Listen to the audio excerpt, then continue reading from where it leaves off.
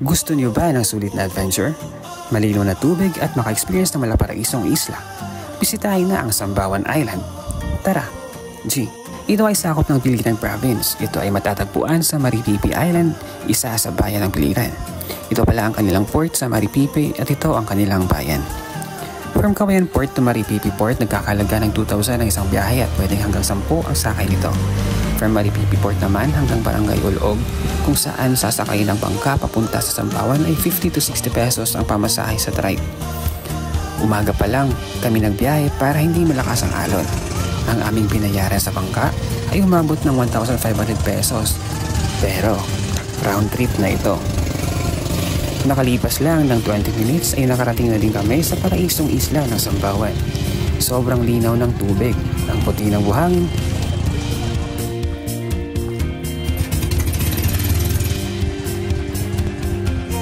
at lalo pa itong gumanda nung nakita na namin ang araw. Nakakawala talaga dito ng problema. May entrance fee pala sila na 100 pesos at 25 pesos na environmental fee. May mga available cottages pala sila dito na nagkakalaga ng 500 pesos at may mga cottages naman sila for overnight na nagkakalaga ng 1,500 pesos. Sabi ng mga residente sa islang ito, Maripipi daw is an island of no return. Lalo na daw sa mga single. Nako. Maripipi was originated by the two first lovers na nanirahan sa isla, na sina Maria at si Pepe. Hanggang sa dumami na ang pumupunta dito galing sa Samar at Masbate, na siyang pinakamalapit na mga isla sa Maripipi.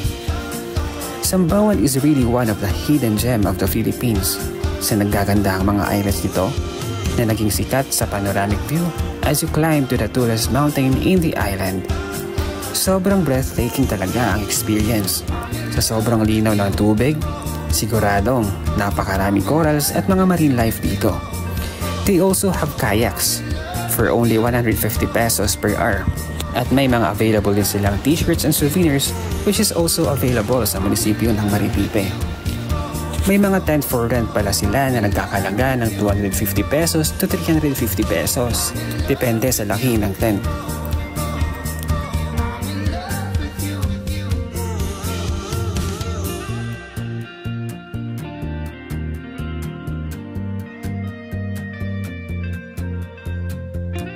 I really want to go back to this hidden paraiso.